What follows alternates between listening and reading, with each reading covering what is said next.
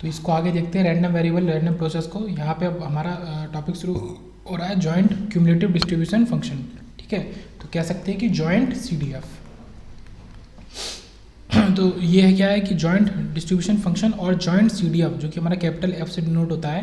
तो यहाँ पे हम कर रहे हैं कि कैपिटल F एक्स वाई और x कॉमा वाई, मतलब यहाँ पे दो एक साथ ले रहे हैं x और y को, of two random variable x and y is defined as a probability that the random variable x is less than और equal to a specified value x and that the random variable y is less than और equal to specified value y।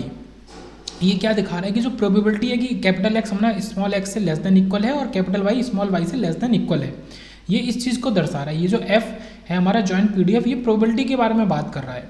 बाकी आगे example से समझेंगे। Okay, तो properties की बात कर लेते हैं। पहली प्रॉपर्टी यही कहती है कि जॉइंट CDF जो है is a non negative function. तो जॉइंट CDF हमारा हमेशा क्या होना चाहिए, ठीक है, पॉजिटिव होना चाहिए, ग्रेटर देन 0 होना चाहिए, ठीक है, नॉन नेगेटिव होना चाहिए हमेशा। दूसरी प्रॉपर्टी क्या कहती है कि joint CDF function is a monotone और non decreasing function of both x and y। ये चीज़ कहाँ थी, जब CDF हमने पढ़ा था वहाँ पे भी ये सेम चीज़ थी। अब यहाँ पे क्या एक्स्ट्रा जुड़ गया, यहाँ पे एक्स्ट्रा जुड़ गया कि of both x and y, ठीक है, function of both x and y। फिर प्रॉपर्टी 3 कह रही है कि joint CDF is always continuous everywhere in the XY plane. ठीक है, जॉइंट CDF हमेशा कंटिन्यूस है XY प्लेन में। The joint CDF is always continuous everywhere in the XY plane. Okay, तो कंटिन्यूस भी है, मोनोटोन नॉन डिक्रीजिंग फंक्शन भी है और हमारा हमेशा ग्रेटर देन 0 है। उसके बाद जॉइंट PDF की बात करी, जब CDF की बात कर दी तो PDF की भी बात करते हैं। और जो बात बार बार बोली जा रही है कि CDF हमारा कैपिटल से डिनोट होता है, capital F, PDF small f से। तो स्मॉल f हमने पहले ही देखा है कि हम डिफ्रेंशिएशन करते हैं किसका, आपका जो हमारा CDF होता है, ठीक है, कैपिटल F इसका। तो ये जब निकालते हैं तो ये कुछ ऐसे निकलता है। ये तो केवल हमारा ये PDF है और ये CDF है, बट यहाँ पे हमने क्या किया है कि अब हमने जॉइंट PDF की बात करी है। तो इसको ये x, y से नोट किया और यहाँ पे हमने पार्शियल डिफरेंशिएशन किया है। क्यों, क्योंकि यहाँ पे दो अलग अलग वेरिएबल है। तो डेल स्क्वायर, ठीक है, double partial differentiation fxy xy upon del x del y। तो हमने डबल डिफरेंशिएशन करेंगे तो वो भी पार्शियल टाइप का। प्रॉपर्टीज़ क्या है कि ये भी पहली प्रॉपर्टी सेम है कि जॉइंट PDF हमेशा नॉन नेगेटिव होगा, ग्रेटर देन इक्वल टू 0 होगा। दूसरी प्रॉपर्टी भी लगभग सेम ही है कि टोटल वॉल्यूम, वहाँ पे हम एरिया की बात करते थे, है ना, PDF के अंदर एरिया की बात करते थे। यहाँ पे हम PDF के अंदर किसकी बात कर रहे हैं, वॉल्यूम की बात कर रहे हैं कि टोटल वॉल्यूम जो इनक्लोज्ड है वो हमारा यूनिटी होना चाहिए। मतलब डबल इंटीग्रेशन कर देंगे fxy इस पूरे टर्म्स का dx और dy के रेस्पेक्ट में, ठीक है, एक बार dx के रेस्पेक्ट में फिर dy, और डबल इंटीग्रेशन करेंगे तो वो हमारा 1 के इक्वल आना चाहिए, ठीक है, यूनिटी होना चाहिए। वहाँ पे एरिया यूनिटी होना चाहिए था और यहाँ पे हमारा वॉल्यूम यूनिटी होना चाहिए। तीसरी बात क्या आ रही है कि the joint PDF is continuous everywhere because joint CDF is continuous. क्योंकि जॉइंट CDF कंटिन्यूस है तो फिर हमारा जॉइंट PDF भी हमेशा कंटिन्यूस हर जगह होगा। अब ये तो बेसिक जॉइंट CDF पढ़ा, जॉइंट PDF पढ़ा। अब इनकी हमने क्या पढ़ा, प्रॉपर्टीज़ पढ़ी। अब इनके बीच में आते हैं कि रिलेशनशिप हमारा between joint PDF and probability. जैसे कि PDF और प्रोबेबिलिटी के बीच में रिलेशनशिप था, तो प्रोबेबिलिटी अगर निकालना चाहे x1 से x2 के बीच में, ओके, ये तो एक रैंडम वेरिएबल की बात है जो हमने पहले पढ़ा था। तो x1 लिमिट से x2 लिमिट तक इसको इंटीग्रेट कर देंगे, ठीक है, किसको, PDF को। ये क्या है, स्मॉल f, ये क्या है, PDF, ठीक है। ये एक वेरिएबल के लिए, दो वेरिएबल के लिए देख लेते हैं, दो वेरिएबल में क्या चेंज आ जाता है। तो हमारा प्रोबेबिलिटी ऑफ x1 से x2 कैपिटल X, y1 से y2 कैपिटल Y, और डबल इंटीग्रेशन हमको करना है ना, dx और dy। जिस तरीके से हम वो वॉल्यूम निकाल रहे थे कुछ उसी तरीके से, कुछ ओके। वहाँ पे हमारी लिमिट -∞ से इन्फिनिटी होती है, पर यहाँ पे डिफाइंड लिमिट है हमारी। तो लिमिट हमारा ये करेंगे तो ये प्रोबेबिलिटी को दे देगा। In above expression the double integral represents the volume between the XY plane and the surface, ठीक है, fxy, मतलब हमारे PDF का जो सरफेस है और वॉल्यूम है XY प्लेन में, उनके बीच में जो वो प्रोबेबिलिटी हमें दे रहा है, ठीक है। अब बात करते हैं कि if two random variable x and y are statistically independent, अगर दोनों इंडिपेंडेंट हैं तो हम क्या कर देंगे, इनको ब्रेक कर देंगे, ठीक है, इंटीग्रेशन को अलग अलग करके दिखाएंगे। dy वाला अपना अलग कर देंगे और dx वाला अलग कर देंगे। अगर दोनों इंडिपेंडेंट है, मतलब y वाले में केवल y के टर्म है, x वाले में केवल x के टर्म है, तो बाकी इनकी जो भी लिमिट है वो, तो ये क्या है कि f of capital small f, क्योंकि PDF की बात कर रही है, क्या है, PDF। तो small f xy x, y, तो fx x हमारा अलग है और fy y ये हमारा अलग है।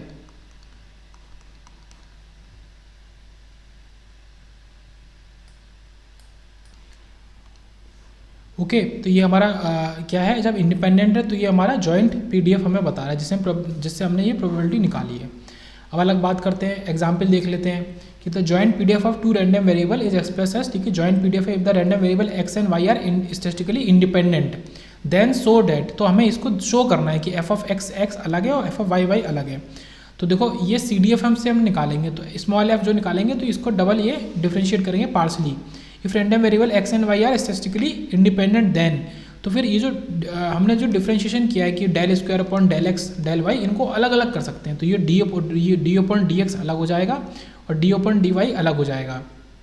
और ये इंडिविजुअली क्या देगा, ये D upon D x individually क्या हो रहा है, ये डी अपॉन डी एक्स अगर करते थे कहाँ करते थे हम, पीडीएफ में करते थे, जो केवल पीडीएफ होता था। यहाँ पे जॉइंट पीडीएफ है तो ये अकेला हमें दे देगा F of F x into x और एफ ऑफ एफ वाई और ये ब्रैकेट में वाई।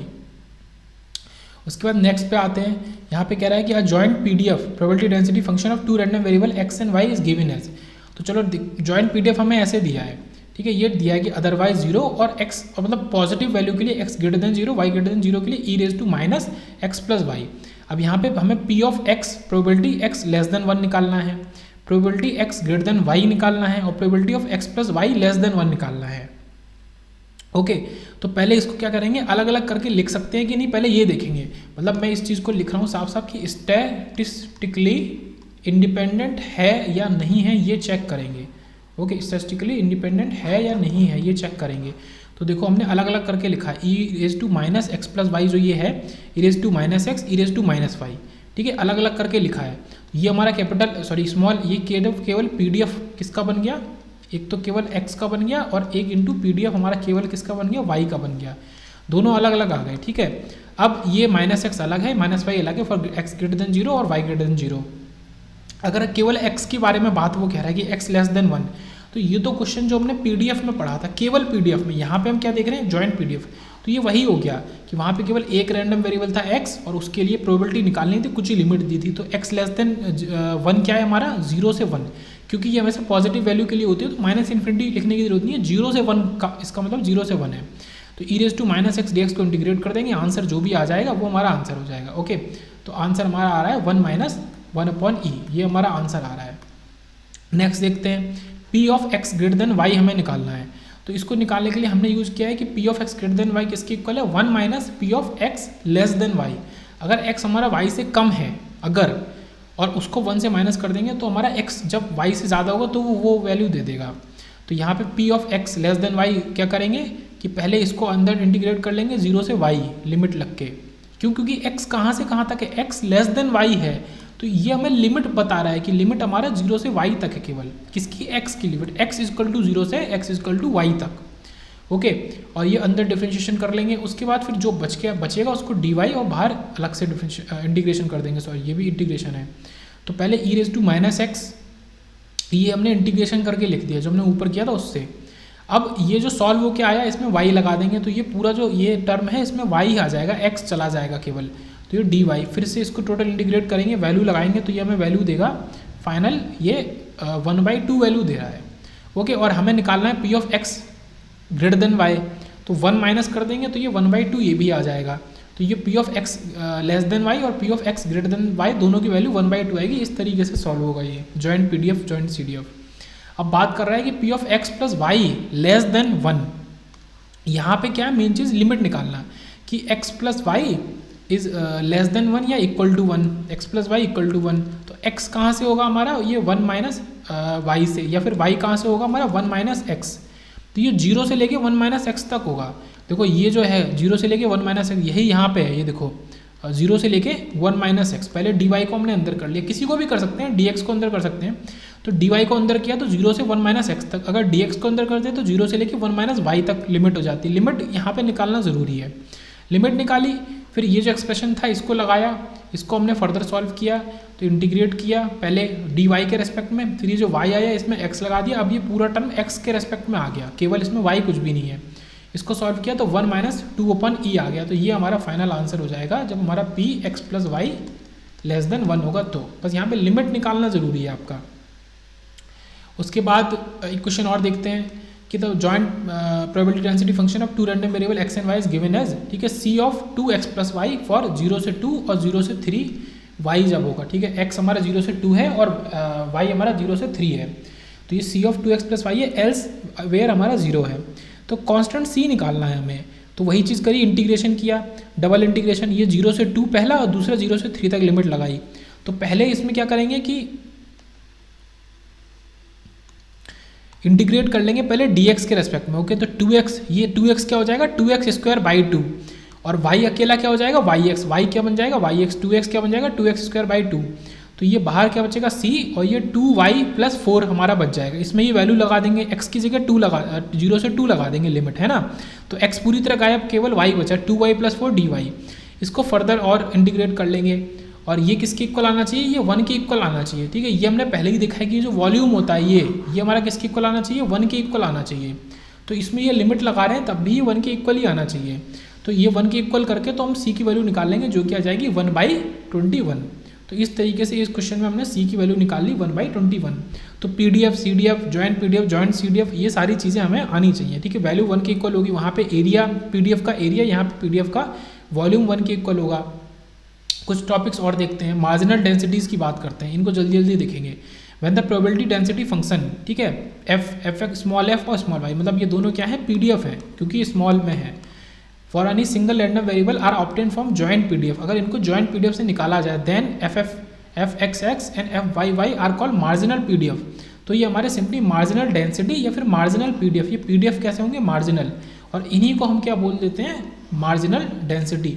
अगर इनको मतलब क्या है कि ये जो अलग अलग हैं इनको हम कहाँ से निकाल रहे हैं, फ्रॉम जॉइंट PDF, ये बहुत इंपॉर्टेंट लाइन है कि फ्रॉम जॉइंट PDF से इसको करें सॉल्व करके ला रहे हैं, तो ये हमारे मार्जिनल PDF या फिर मार्जिनल डेंसिटी बन जाएंगे। तो ये मार्जिनल PDF मार्जिनल डेंसिटी की आई, ठीक है। अब जैसे ये है यहाँ पे, तो ये तो वही जो हम बार बार देखते आ रहे हैं कि dx dy करके this f(x(x) is called marginal PDF, और इसी तरीके से f(y(y) क्या निकालेंगे, ठीक है, ये सेम फॉर्मूले हैं ऊपर नीचे, पहले इसको मैं हटाऊं, तो इसमें डिफरेंस क्या है कि केवल f(x(x) हम निकाल रहे हैं, पर वहाँ पे हम अलग तरीके से निकालते थे, ठीक, कैपिटल F से निकालते थे। देखो ये क्या निकाल रहे हैं, ये PDF निकाल रहे हैं। ये PDF को हम क्यों बोल रहे हैं, इसके देखो PDF के दो टाइप हैं, एक है मार्जिनल PDF और एक है नॉर्मल PDF। नॉर्मल PDF कब होगा हमारा, जब हम इसको CDF से निकालेंगे, मतलब इंटीग्रेशन करेंगे और अंदर कैपिटल F(x) और dx करेंगे, ये है ना, ये अगर ये करेंगे तो ये क्या है CDF से निकाल रहे हैं हम, तो ये हमारा नॉर्मल PDF होगा, ओके। अगर इस PDF को हम किससे निकाल रहे हैं, इसको हम जॉइंट PDF से ही निकाल रहे हैं, मतलब ये है तो PDF ही बट जॉइंट, मतलब PDF को आप कहाँ से निकाल रहे हो, जॉइंट PDF से निकाल रहे हो, ओके। तो ये PDF जो होगा हमारा, ये PDF जो होगा ये उस केस में हमारा मार्जिनल PDF होगा। तो ये डिफरेंस है, तो यहाँ पे हमने f(y(y) को भी निकाला है और यहाँ पे f(x(y) x(y), मतलब ये पूरा जॉइंट PDF है, वो ऊपर भी सेम लग रहा है और नीचे भी वही लग रहा है। तो ये डिफरेंस समझो, PDF दो तरीके का, एक नॉर्मल है एक जॉइंट है, जिसको मार्जिनल PDF भी कहते हैं। नॉर्मल वाला हम CDF को इंटीग्रेट करके निकाले हैं, और सॉरी नॉर्मल वाला हम CDF को डिफ्रेंशिएट करके निकालते थे, है ना। हाँ, ये जो PDF की बात कर रहे हैं ये इसका गलत हो गया, ठीक है, मतलब एक ही जैसी चीज़ें कन्फ्यूजिंग है। CDF का आप D/F और dx ये करके निकालते थे, है ना, जब CDF का आप ये करते थे तो आपको नॉर्मल PDF मिलता था। यहाँ पे आप जॉइंट PDF का इंटीग्रेशन करके मार्जिनल PDF निकालते हैं। तो अब इसके आगे देखते हैं, ये तो हमने क्या देखा, मार्जिनल PDF निकालना, जो कि हम जॉइंट PDF से ही मार्जिनल, ये जॉइंट PDF है, इसी से हमने मार्जिनल PDF निकाला। इसको मार्जिनल क्यों कहा, क्योंकि हमने इसको जॉइंट PDF से निकाला है। अब बात करते हैं कंडीशनल PDF की। तो PDF कितने सारे तरीके के हैं। कंडीशनल का मतलब है out of two random variables one variable में टेक अ फिक्स वैल्यू, एक वेरिएबल की आपने वैल्यू जो है वो फिक्स कर दी। In this case PDF is called the conditional. जैसे कि as an example, out of two continuous random variable x and y, अगर x को आपने स्मॉल x फिक्स कर दिया, ठीक है, कैपिटल X को आपने स्मॉल x ये कर दिया फिक्स, तो अब जो आप कैपिटल Y निकालेंगे वो आपका कंडीशनल PDF होगा, ओके। ये चीज़ यहाँ पे कर रहे हैं, जैसे कि f ऑफ y, ये y कैपिटल Y से दिख रहा है कि हम कंडीशनल PDF y को निकाल रहे हैं, y अपॉन x। इसका क्या मतलब होता है कि आपने x को फिक्स कर दिया तो आप y को निकाल रहे हो। तो इसमें ऊपर लिखोगे जॉइंट PDF, नीचे सीधे डिवाइड कर दोगे केवल जो सिंगल PDF है x का, ओके। तो ये चीज़ है। ऐसे यहाँ पे जब x का निकाल रहे हैं तो उसके अपोजिट, ये अपोजिट का मतलब कि जो डिवाइड कर रहे हैं, जो हम x का निकाल रहे हैं तो जिसको फिक्स किया है उस वाले से डिवाइड कर रहे हैं, मतलब ये जो ब्रैकेट में यहाँ नीचे उससे डिवाइड कर रहे हैं। ऊपर क्या है, जॉइंट PDF है। इसकी प्रॉपर्टीज़ वही है कि नॉन नेगेटिव होना चाहिए। दूसरी प्रॉपर्टी वही है कि इसका जो कंडीशनल PDF है इसका एरिया अंडर मतलब वो 1 होना चाहिए, सेम प्रॉपर्टीज़। उसके बाद क्या है कि if two random variables x and y are statistically independent, अगर वो इंडिपेंडेंट हैं तो वही वाली बात हो गई कि जो हमारा कंडीशनल PDF है वो मार्जिनल PDF है, मार्जिनल डेंसिटी ही बन जाएगा। ये वाली बात है कि अगर वो खुद में इंडिपेंडेंट है तो फिर कंडीशनल के शब्द की ज़रूरत ही नहीं पड़ेगी, है ना। तो कंडीशनल हमारा मार्जिनल डेंसिटी या मार्जिनल PDF ही बन जाएगा। और ये जो y/x लिखा है तो ये जो नीचे डिवाइड हो रहा था वो हमारा चला जाएगा, डिवाइड हो रहा था चला जाएगा, मतलब कि ये आपका 2 हिस्सों में टूट जाएगा। ऊपर वाला f(x) आपका x into f(y) into y और अपन नीचे f(x) पहले से, तो ये कट जाएगा तो केवल ये y वाला ही बचेगा अगर आप y को निकाल रहे हो। तो जैसे यहाँ पे केवल y को निकाल रहे हो तो ऊपर y वाला टर्म बचेगा इस वजह से। उसके बाद बात करते हैं statistical averages of random variable. तो यहाँ पे कुछ अलग अब चीज़ शुरू होती है, ठीक है। रैंडम वेरिएबल का स्टैटिस्टिकल एवरेजेस, जैसे मीन और एवरेज, ये सारी चीज़ें। तो यहाँ पे क्या बात हो रही है कि कलेक्टिवली दीज कैरेक्टरिस्टिक नंबर्स और measures are known as statistical averages. जब उनका नंबर और मेजरमेंट का हम एक साथ स्टडी करते हैं, some useful and convenient information like mean, ठीक है, average, movement, standard deviation, variance. कितनी चीज़ें हो गई? 5 चीज़ें। मीन, ठीक है, एवरेज, मूवमेंट और वेरिएंस और एक और है स्टैंडर्ड डेविएशन। तो ये 5 चीज़ें हम देखेंगे, ये 5 चीज़ें हमें निकालनी, स्टैंडर्ड डेविएशन आनी चाहिए। Okay, mean, average, movement, variance, standard deviation etcetera may be obtain for random variable. These factors are special characteristic for of the probability density function. तो ये PDF के ही स्पेशल कैरेक्टरिस्टिक है, actually they depend on the particular type of PDF, और किस तरीके का PDF है उस पर डिपेंड करते हैं। तो ये मैंने हाईलाइट करके लिख दिया, mean, average, movement, standard deviation, variance. सबसे पहला देखते हैं 4.15.1, ठीक है। मीन और एवरेज क्या होगा हमारा, इसको हम शो कैसे करते हैं? तो मीन और एवरेज को हम डायरेक्टली शो करते हैं स्मॉल m से, और उसमें अगर x का निकालना है तो x। तो mean value of a random variable is denoted by mx। Okay, mean value is also known as expected value. अब ये सारी चीज़ें यहाँ से बहुत अच्छे से आपको मतलब आनी चाहिए कि एक्सपेक्टेड वैल्यू क्या है, उसको क्यों कह रहे हैं, उसको डिनोट कैसे कर रहे हैं। तो मीन वैल्यू को ही हमने एक्सपेक्टेड वैल्यू लिखा है, और ये जो mx है इसको हम किसके इक्वल लिख सकते हैं? कैपिटल E और कैपिटल X। तो ये जो एक्सपेक्टेड वैल्यू होती है उसको इस तरीके से लिखते हैं, और यही हमारा मीन वैल्यू होता है। ये दोनों एक ही चीज़ है। ओके, आगे चलते हैं। यहाँ पे हम क्या कह रहे हैं कि ये रिप्रेजेंट कर रहा है expectation operator. Therefore mx and ex have the same meaning. Also in general term mean और average is given by. Mean और एवरेज जनरल टर्म में किसको कैसे देते हैं? x, अगर हम लिख रहे हैं मीन और एवरेज ऑफ x, तो arithmetic sum of all values upon total number of all values.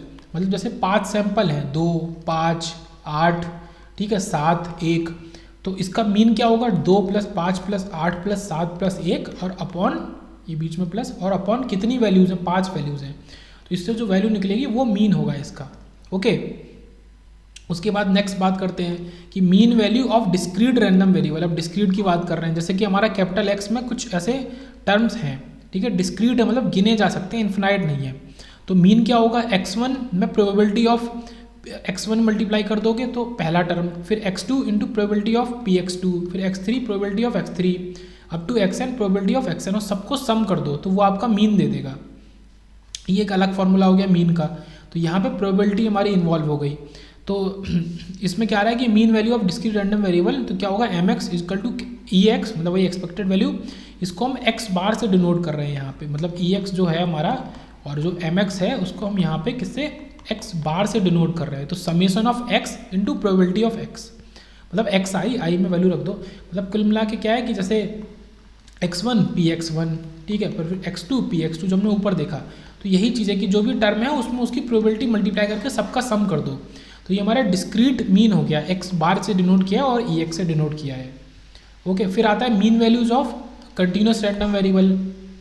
यहाँ पे मीन निकालने के लिए हमें इंटीग्रेशन का यूज़ करना पड़ता है, क्योंकि कंटिन्यूस में तो इंटीग्रेशन से ही निकलता है। तो यहाँ पे x इंटू f(x), ये हमारा क्या है? ये स्मॉल f(x) है हमारा, ये क्या है? PDF है, ये प्रोबेबिलिटी डेंसिटी फंक्शन। ये स्मॉल f(x) और x है। इसको हम किससे डिनोट करते हैं? कंटिन्यूस मीन को g और x के बाहर से। ओके, तो ये कंटिन्यूस का ये एक्सप्रेशन है और ये ऊपर किसका था, डिस्क्रीट का, केवल x बार होता था, ये gx बार है और एक्सपेक्टेड वैल्यू ऑफ gx। तो ये कंटिन्यूस का, इसको इस तरह से डिनोट करते हैं। तो मीन की अगर बात करेंगे तो integration of gx into f x से भी इसको दिखा सकते हैं, ठीक है, gx भी मल्टीप्लाई कर सकते हैं इसमें।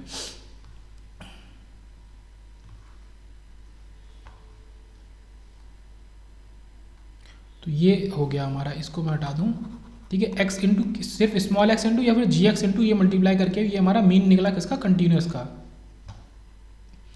उसके बाद एग्जाम्पल देखते हैं।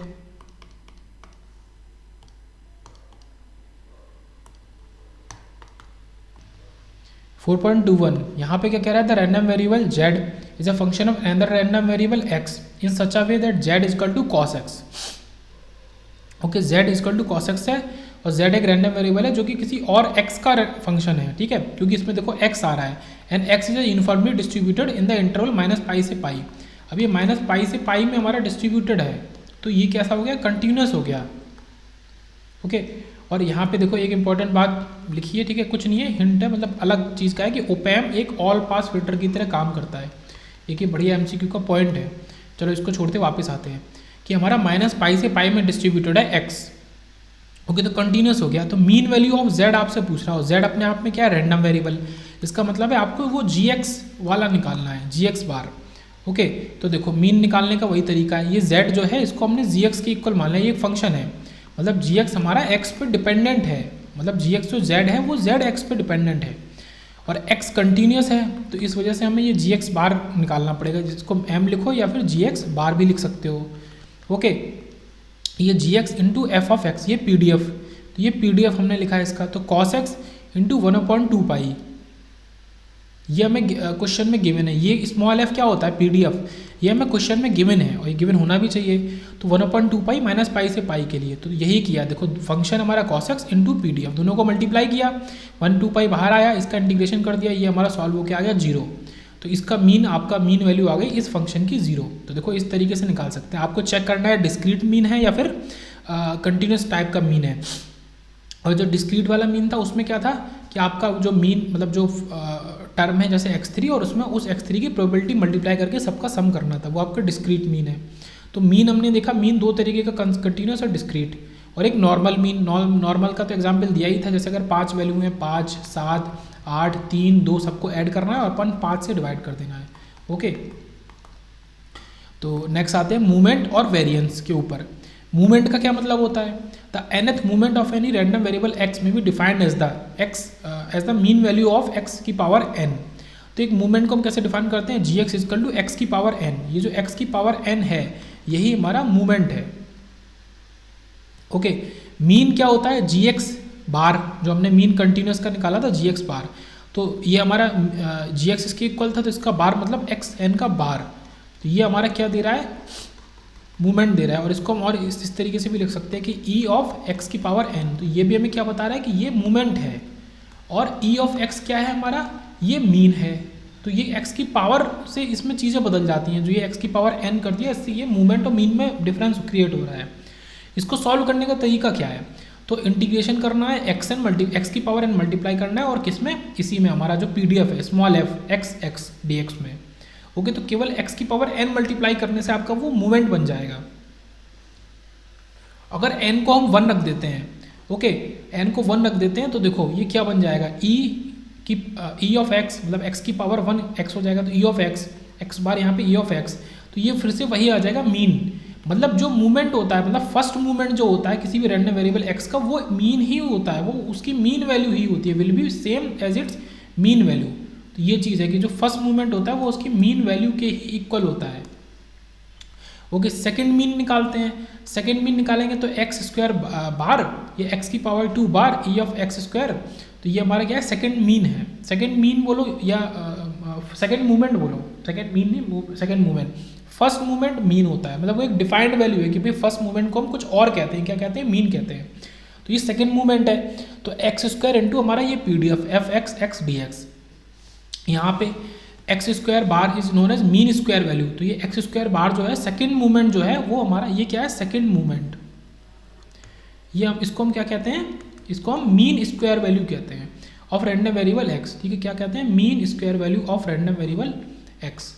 उसके बाद सेंट्रल मूवमेंट की कुछ बात करते हैं। Similarly the central movements are the movements of the difference between the random variable x and its mean. मतलब सेंट्रल मूवमेंट वो मूवमेंट होता है जब आप एक्स मतलब खुद ही रैंडम वेरिएबल में से उसका मीन माइनस कर दो। तो E of x minus M x की पावर एन, मतलब सेंट्रल मूवमेंट भी first central movement, second central movement, third central movement इस तरीके से होता है। वहाँ पे क्या है, मैं बार बार बोल रहा हूँ कि एक्स माइनस मीन, अगर आप खुद रैंडम वेरिएबल में से उसका मीन को माइनस कर दो और उसके ऊपर कुछ पावर चढ़ा दो तो वो आपका सेंट्रल मूवमेंट हो गया। तो ये लिखा था central movement are the movements of the difference between the random variable x and its mean M x. Therefore the nth central movement क्या होगा हमारा, E of x minus M x की पावर एन। तो हमारा integration x minus M x की power N से ही multiply भी करेंगे और एफ एक्स डी एक्स मतलब ये पी डी एफ। ठीक है, ये तो हमारा एक nth हो गया। अगर हम सेकंड सेंट्रल मूवमेंट निकालें for n equal to 2 is known as the variance. तो देखो फर्स्ट मूवमेंट जो होता है वो हमारा किसके इक्वल होता है, वो हमारा मीन के इक्वल होता है। ओके, इसी तरीके से हमारा सेकंड सेंट्रल मूवमेंट जो होता है,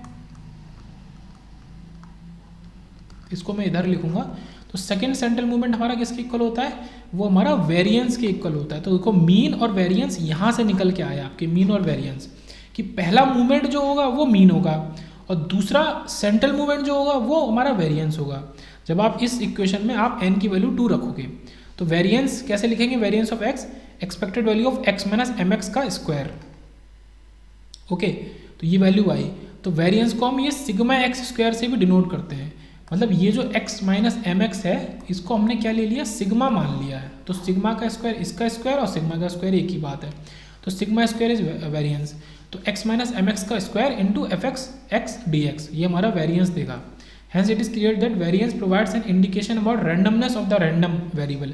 तो रैंडम वेरिएबल हमारा कितना ज़्यादा रैंडम है ये चीज़ हमारा वेरिएंस बताता है। Variance is generally represented by sigma x square.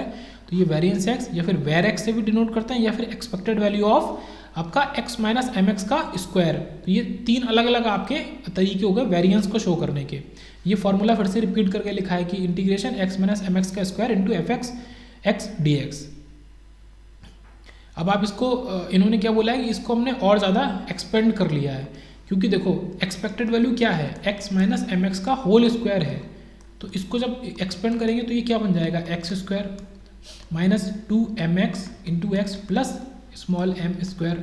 ये तीन वैल्यू आ जाएंगी। ओके, तो इसको एक्सपेंड करके इस तरीके से भी लिख सकते हैं। अब इन्होंने यहाँ पे क्या कहा है कि जो आपका एक्सपेक्टेड वैल्यू ऑफ x है केवल, तो ये किसके इक्वल है, ये एम एक्स स्क्वायर के ही इक्वल है। ओके, तो ये जो वैल्यू है हमारी इसके अंदर ये जो मतलब इनको हम क्या कर लेंगे, अलग अलग लिख लेंगे। तो ये पहला बन जाएगा expected value of x square. ठीक है, ये एक्स स्क्वायर इसका दूसरा बन जाएगा एक्सपेक्टेड 2mx बाहर आ जाएगा एक्सपेक्टेड वैल्यू ऑफ x और फिर तीसरा बन जाएगा हमारा सीधे से mx का स्क्वायर। ये अब इसमें ये लोग कह रहे हैं कि ये जो ex है ये किसके इक्वल है, ये मीन के इक्वल है। तो ये मीन इंटू मीन मल्टीप्लाई होगा, ये -2 है ये प्लस है, तो यहाँ से क्या बचेगा, माइनस बचेगा। तो देखो ये आ गया sigma x square expected value of x square minus mean का स्क्वायर।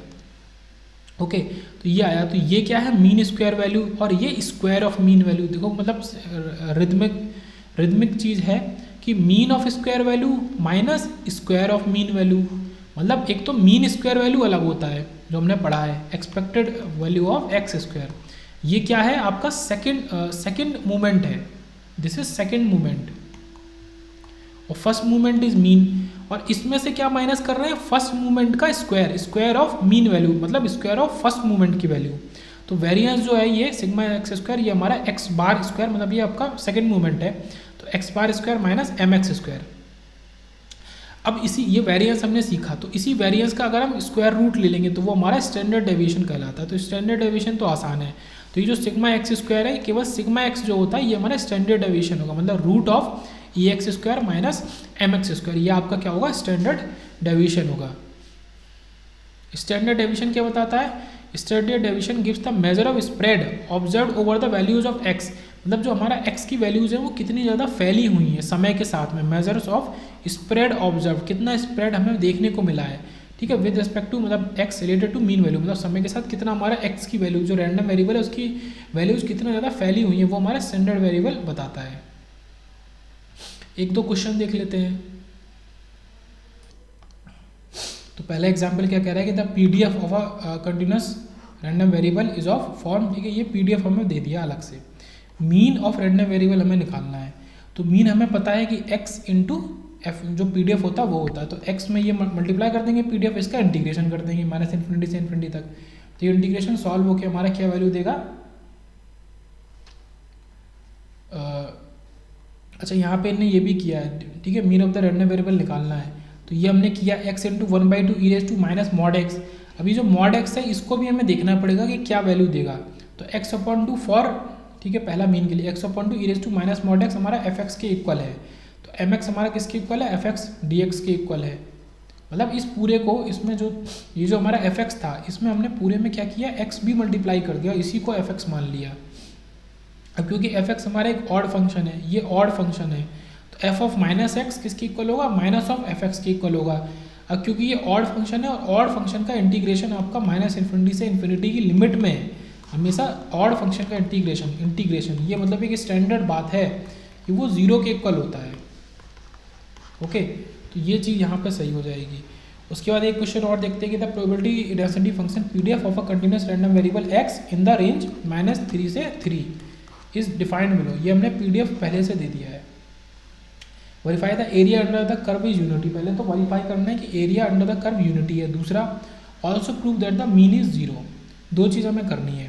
तो एरिया क्या होगा, इंटीग्रेशन होगा इसी PDF का -3 से 3 के बीच में, तो इंटीग्रेशन करा लिया।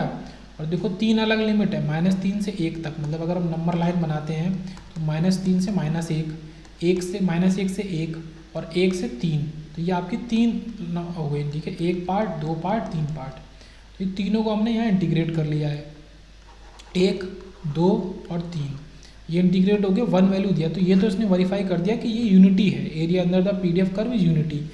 दूसरी बात आ रही है कि मीन, तो इसमें x मल्टीप्लाई हो जाएगा, जो ये टर्म्स है इसमें बस क्या होगा, x और मल्टीप्लाई हो जाएगा, ये देखो हर उसमें x मल्टीप्लाई हो गया है। अब सॉल्व करेंगे, जब सॉल्व करेंगे आप तो मीन की वैल्यू भी 0 आ जाएगी, तो ये भी प्रूव हो जाएगा कि मीन 0 है। यहाँ पे फॉर्मूला तीसरा यूज हो रहा है, ठीक है, यहाँ पे क्या निकालना है, मीन निकालना है पहले तो, फिर ये वेरिएंस निकालना है और फिर ये स्टैंडर्ड डेविएशन निकालना है। ओके, तो ये हमारा जो ये है x² बार, तो ई एक्सपेक्टेड वैल्यू ऑफ x², तो इसमें x² मल्टीप्लाई करोगा किसमें, आपका जो PDF दिया है, PDF क्या दिया है, PDF ये दिया है 1/2 पाई, 0 से 2 पाई के बीच में, तो ये निकाल लेंगे, तो ये वैल्यू आ रही है मीन की, ये वैल्यू आ रही है। मीन में क्या है आपका, मीन में आपका x मल्टीप्लाई हो रहा है, इसमें x² मल्टीप्लाई हो रहा है, केवल इतना सा डिफरेंस है दोनों में। ओके, तो यहाँ पे पाई वैल्यू आ रही है, यहाँ पे 4/3 पाई स्क्वायर वैल्यू आ रही है, और सिग्मा x² हमारा क्या होगा, मतलब वो यही होगा, सॉरी वो हमारा एक्सपेक्टेड वैल्यू ऑफ x², मतलब ये क्या है हमारा मीन स्क्वायर वैल्यू है और minus square of mean value, ठीक है, क्या था मीन स्क्वायर वैल्यू एक है और minus square of mean value, तो ये आपका वेरिएंस है, ये केवल मीन स्क्वायर वैल्यू है, ये जो है ये मैंने वेरिएंस बोला गलत है, ये केवल मीन स्क्वायर वैल्यू है, तो वेरिएंस ये है, variance is mean square value minus square of mean value, तो ये आपने 4/3 pi square minus pi square किया तो 1/3 पाई स्क्वायर, ये आपका वेरिएंस आ गया, और इसी का रूट मतलब पाई/√3 आपका स्टैंडर्ड डेविएशन आ गया। उसके बाद जो जरूरी चीज़ें वही पढ़ते हैं। अब पढ़ते हैं यूनिफॉर्म डिस्ट्रीब्यूशन, तो जो प्रोबेबिलिटी डेंसिटी फंक्शन है ऑफ अ यूनिफॉर्म डिस्ट्रीब्यूशन उसको कैसे देते हैं, तो प्रोबेबिलिटी यूनिफॉर्म PDF जो है f(x) x = 0 फॉर हमारा इस लिमिट के लिए, मतलब इस बॉक्स के बाहर वो 0 है और यहाँ पे 1/a है, 1/a फॉर m - a/2, ठीक है, लिमिट x की लिमिट एक ये m - a/2 और m + a/2, तो इतना जो बॉक्स है इसके बीच में ये हमारा क्या है, पूरा इसको कर देंगे, ये 1/a के इक्वल है हमारा यहाँ पे PDF, और एल्सवेयर वो हमारा 0 है, ठीक है। तो a हमारा peak to peak value of random variable की, 1/a क्या है, एम्पलीट्यूड है, ये हमारा यूनिफॉर्म डिस्ट्रीब्यूशन है। अब इसमें क्या होता है, also the value of PDF f(x) is same for all possible values of random variable, तो रैंडम वेरिएबल की सारी पॉसिबल वैल्यूज के लिए ये हमारा सेम ही होगा, इसीलिए हम इसको क्या बोलते हैं, यूनिफॉर्म डिस्ट्रीब्यूशन बोलते हैं। तो एग्जाम्पल देखते हैं इसे यूनिफॉर्म डिस्ट्रीब्यूशन का। Prove that the mean and variance of a random variable x having an uniform distribution in the interval R. तो वो कह रहा है कि कोई भी अगर यूनिफॉर्म डिस्ट्रीब्यूशन है तो उसका मीन ये है M x equal to A plus B by 2 और उसका वेरिएंस हमारा a माइनस बी का होल स्क्वायर बाई 12 है। ओके, ये प्रूव करना है हमें। तो ये वही वैल्यूज हमने ले ली m माइनस ए बाई 2 से m प्लस ए बाई 2 तक। ठीक है, ये a, ये मतलब ये a इसकी विद है और ये 1/a इसका एम्पलीट्यूड है। ओके, तो यहाँ पे a किसके इक्वल हो गया, यहाँ से देखो a इक्वल टू m, इसको a ले लिया, इसको a मान लिया, इसको मैं पहले हटाऊँ फिर करूँ, इसको a मान लिया ये, और ये b है। तो यहाँ से a कैपिटल A जो है वो हमारा b माइनस ए के इक्वल है ना। ये b पॉइंट है और ये a है, तो b से जब a को घटाएंगे तो यही तो हमारा a निकल रहा है। और m जो है हमारा वो a प्लस बी बाई 2 है। तो यहाँ से दो वैल्यूज अलग अलग हमने निकाली, इनका यूज़ होगा अभी। मीन निकालते वक्त x मल्टीप्लाई होगा, पर किस में मल्टीप्लाई होगा, आपके PDF में। PDF क्या है, PDF है 1/a, PDF है ये वैल्यू 1/a जो इसका एम्पलीट्यूड है। ओके, तो ये 1/a किसकी इक्वल है, 1/b माइनस ए। तो x इंटू ये x का इंटीग्रेशन कर देंगे x square by 2, x square में लिमिट लगाएंगे a से b तक। जहाँ हमारा ये डिफाइंड है उसी में तो लगाएंगे, जहाँ 0 है वहाँ थोड़ी लगाएंगे। तो a से b तक लगाएंगे, इसमें a से b तक। तो ये हमारा सॉल्व होके आएगा a प्लस बी बाई 2। तो ये प्रूफ करना था हमें।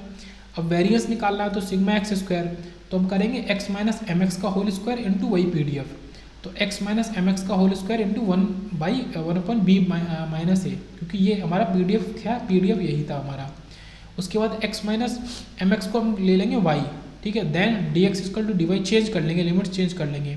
तो x जो a से b तक था वो a माइनस एम एक्स से b माइनस एम एक्स तक हो जाएगा y। तो ये देखो ये बदल गया, a minus M x b minus M x y square into 1/b minus a. इस वाई स्क्वायर का हम कर लेंगे इंटीग्रेशन y क्यूब अपॉन 3। इसमें ये वैल्यूज़ लगाएंगे, ये सब वैल्यूज़ लगा दी। फिर एम एक्स हमारा पहले हम निकाल चुके हैं a प्लस बी बाई 2, उस एम एक्स जो हम निकाल चुके हैं तो उसको अब यहाँ पे रख देंगे। तो जब रख देंगे तो वैल्यू सॉल्व होकर आ जाएगी हमारी, ठीक है। ये आ गई sigma x square is a square by 2। Okay, ये प्रूफ होके आ गया। फिर बाकी यही सब है। तो ये mean a plus B by 2 होता है, ठीक है। मीन अगर ये बात करें यूनिफॉर्म डिस्ट्रीब्यूशन की, ये b है ये a है, तो मीन हमारा और ये हमारा a है। ओके, तो मीन हमारा ये 1/a है। मीन हमारा a प्लस बी बाई 2 होता है, ये हमें याद रखना है। And eight the same time जो वेरिएंस है वो हमारा क्या होता है, b माइनस ए बाई इसका स्क्वायर बाई 12, ये वेरिएंस होता है। तो ये शॉर्ट में याद रखेंगे, MCQ में ये चीज़ पूछी जा सकती है ना। मीन की value a plus B by 2 और ये b माइनस ए का स्क्वायर बाई 12। अब आती है गॉसियन और नॉर्मल डिस्ट्रीब्यूशन। तो वो तो यूनिफॉर्म डिस्ट्रीब्यूशन था, अब नॉर्मल डिस्ट्रीब्यूशन को ही हम गॉसियन डिस्ट्रीब्यूशन भी कहते हैं, ठीक है। गॉसियन और नॉर्मल। तो Gaussian distribution is also known as normal distribution. It is defined for a continuous random variable. The PDF of a Gaussian random variable is express as, ठीक है। इसका PDF एक्सप्रेस कैसे करते हैं वो हमें ज़रूरी है पता होना कि 1/σ√2π e raise to minus x minus m का whole square upon 2 sigma square. इसकी वैल्यू क्या होती है, ये 1/σ√2π, जो इसका ये जो वैल्यू है यही यहाँ पे जाके एम्पलीट्यूड यहाँ पे बन गया है। और ये कुछ इस तरीके का होता है, ऐसे ऊपर उठता है फिर नीचे गिरता है। इसका पूरा एरिया हमारा 1 के इक्वल होना चाहिए। ओके, जो कि एक प्रॉपर्टी है PDF की कि PDF का पूरा एरिया तो भाई 1 के इक्वल ही होना चाहिए। और इसका आधा जो पार्ट है वो 1/2 के इक्वल होगा, उसका एरिया जो आधा पार्ट है उसका एरिया 1/2 के इक्वल होगा। ओके, तो ये सब एक स्मॉल वैल्यू हुई। अब इसी के एक्सप्रेशन में इसके PDF में, गॉसियन PDF में इसमें x भी आ गया, इसमें m आ गया जो कि हमारा मीन है, इसमें सिग्मा स्क्वायर भी आ गया जो कि हमारा वेरिएंस है ना, और सिग्मा ये स्टैंडर्ड डेविएशन है। ये सारी वैल्यूज आई। इसकी प्रॉपर्टी क्या कहती है कि the peak value of x occurs at x equal to m। जब ये वैल्यू x हमारी m होगी, मतलब x एक्सिस पे जब ये वैल्यू देखो m आ रही है, ये m है, तो यहाँ पे हमारा पीक अकर होगा। तो ये पहली प्रॉपर्टी है। और प्रॉपर्टी क्या कहती है, और उस जगह पे हमारा x क्या होगा, x इक्वल टू m, ये केवल एम्पलीट्यूड जो उसका है 1/σ√2π इसके इक्वल होगा, ठीक है, पीक वैल्यू पे। फिर क्या कह रहा है, the plot of Gaussian exhibit even symmetry around the mean value. जो मीन वैल्यू है इस m के इधर और इधर इवन सिमेट्री है ना, सेम इधर है और सेम यही चीज़ इधर है, तो इवन सिमेट्री ये शो कर रहा है। ये प्रॉपर्टी नंबर 2 है। तो हमारा Gaussian distribution even symmetry show करता है, तो ये भी एक प्रॉपर्टी याद रखने वाली है। तीसरा क्या कह रहा है कि the area under the PDF curve is 1/2 for all values of x below mean value and all values of x above mean value. मतलब वही वाली बात है कि इस एक्स के अगर आप इधर जाओगे तो इधर जितना भी आपका एरिया है, ये एरिया ये आपका क्या है 1/2 के इक्वल है, और इस एक्स के इधर जाओगे तो भी आपका एरिया 1/2 के इक्वल है। टोटल एरिया तो 1 आना ही चाहिए पीडीएफ का। ओके, फोर्थ प्रॉपर्टी क्या कहता है, as sigma tends to 0 the Gaussian function approaches to impulse. अगर सिग्मा हमारा बहुत छोटा होता है, ठीक है, function located at x equal to m, तो ये जो हमारा गॉसियन फंक्शन है ये किसकी तरह बन जाएगा, ये समय के संग धीरे धीरे करके ऐसा बन जाएगा, ठीक है, ये इम्पल्स बन जाएगा इस जगह, कहाँ, एक्स इक्वल टू एम पे, ये जो पॉइंट है। अगर सिग्मा हमारा बहुत छोटा होता है तो ये हमारा इम्पल्स फंक्शन की तरह बन जाएगा एक। ये प्रॉपर्टी नंबर 4 है। और this is because the area under the PDF curve is always 1 unity, क्योंकि एरिया हमारा हमेशा यूनिटी होता है। Also area of impulse function is unity, और इम्पल्स फंक्शन का एरिया भी हमारा यूनिटी ही होता है। उसके बाद बात करते हैं इसका इंपॉर्टेंस गॉसियन फंक्शन डिस्ट्रीब्यूशन का। तो Gaussian distribution is use for continuous random variable. तो ये कंटिन्यूस रैंडम वेरिएबल के लिए हम यूज करते हैं। We know that the random motion of, कौन सा, जो रैंडम मोशन होता है थर्मली एजिटेड इलेक्ट्रॉन्स का प्रोड्यूसेस थर्मल नॉइज। जो इलेक्ट्रॉन्स है, जैसे ये एक बॉक्स है, इसमें इलेक्ट्रॉन्स है, तो ये हमारे मूव कर रहे हैं, ठीक है, मूव कर रहे हैं, थर्मली एजिटेड इलेक्ट्रॉन है, तो इनका रैंडम मोशन क्या प्रोड्यूस करता है, थर्मल नॉइज को प्रोड्यूस करता है। वहाँ पे हमें ये जो गॉसियन डिस्ट्रीब्यूशन है ये वहाँ हेल्प करता है। ओके, तो ये लिखा भी है कि this thermal noise has Gaussian distribution. ये जो थर्मल नॉइज क्रिएट होती है ये किस तरीके की होती है, ये थर्मल नॉइज गॉसियन टाइप की होती है, गॉसियन डिस्ट्रीब्यूशन होता है इसका। और the Gaussian distribution is very important in the analysis of communication and statistical system. तो कम्युनिकेशन में बहुत इंपॉर्टेंट है ये। उसके बाद एक पॉइंट और है कि गॉसियन फंक्शन का जो DTFT होता है वो इटसेल्फ गॉसियन ही होता है। इसका जो DTFT आप निकालोगे तो वो इटसेल्फ फिर से वो गॉसियन ही आ जाएगा। एक पॉइंट ये याद रखना है, या इन शॉर्ट बोले तो फोरियर ट्रांसफॉर्म। फिर बात कर रहे हैं कि find the CDF cumulative distributive function, distribution function. तो काफ़ी देर बाद CDF की बात आई है। किसका निकालना है, गॉसियन रैंडम वेरिएबल का। तो हम कैसे निकालते हैं, कैपिटल FX और स्मॉल f को जो हमारा PDF है उसको इंटीग्रेट करके। यहाँ पे कुछ भी नहीं है, मतलब केवल इंटीग्रेट कर दो -∞ से x में, क्योंकि ये वहीं तक डिफाइन है। तो fxx ये हमें जो वैल्यू पता होनी चाहिए कि 1/σ√π e⁻² सिग्मा स्क्वायर। तो ये पूरी वैल्यूज़ यहाँ पे लगा के फिर इसका इंटीग्रेट कर देंगे। अब ये ऐसे तो होगा नहीं, तो ये जो x और σ√2 है, क्योंकि ऊपर भी स्क्वायर नीचे भी, इसको z ले लेंगे, फिर dx को dz में चेंज करेंगे। ये सब मैं नहीं कर रहा, प्रूफ है, हमें प्रूफ तो नहीं करना है।